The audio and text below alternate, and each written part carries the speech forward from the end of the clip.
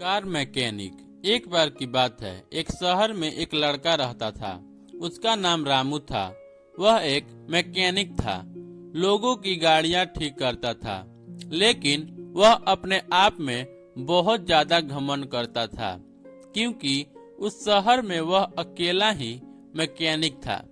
जो भी अपनी गाड़ी ठीक कराने आता, वह उससे बहुत बदतमीजी से बात करता था और पैसे भी अपने मन से ज्यादा लेता था।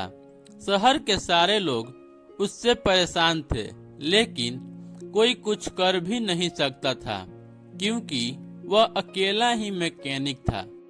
वहाँ कोई उससे दुश्मनी नहीं करना चाहता था, क्योंकि फिर वह उसकी गाड़ी कभी ठीक नहीं करता। लोगों की मजबूरी थी उसको झेलना।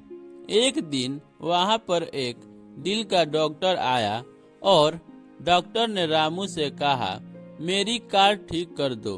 कार ठीक से चल नहीं पाती है, रुक रुक कर कार चलती है। रामू ने कहा, आपके कार की इंजन में प्रॉब्लम है। रामू अपने घमंड में कहा, आप और मैं एक जैसा ही है। डॉक्टर ने तुरंत पूछा, ये कैसे? तब रामू ने कहा, आप दिल के डॉक्टर हो और मैं कार के इंजन का डॉक्टर हूँ। कार का इंजन कार का दिल ही होता है। हमारा काम एक जैसा है।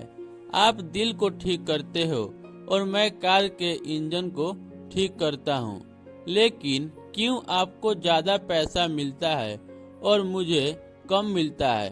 तब डॉक्टर ने कहा, अब तुमको एक दिल के ऑपरेशन करने जितना पैसा लगता है उतना पैसा चाहिए? तो रामू ने कहा, मिलना तो चाहिए। तो डॉक्टर ने कहा, वह किसी जीवित इंसान की जान की बात होती है और यह बेजान कार है। तो रामू ने कहा, तो क्या हुआ, इसमें और ज्यादा मेहनत है।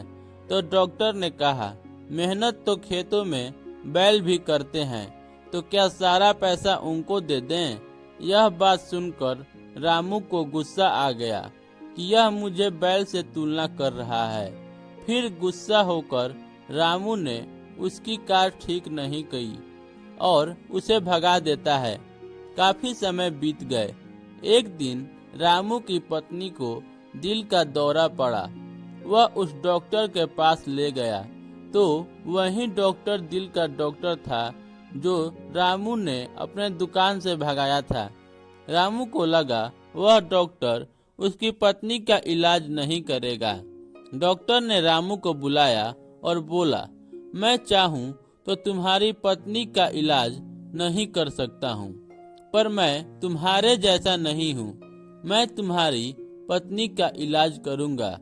रामू को अपनी गलती का एहसास होता है और वह रोने लगता है और डॉक्टर से माफी मांगता है और फिर किसी से ज्यादा पैसा नहीं लेता है और सारा काम ईमानदारी से करता है। इस कहानी से सीख। इस कहानी से हमें यह सीख मिलती है कि हमें कभी भी अपने काम पर घमंड नहीं करना चाहिए। उस काम को पूरे ईमानदारी से करना चाहिए, क्योंकि कभी आपको भी किसी की जरूरत पड़ सकती है। Thanks for watching.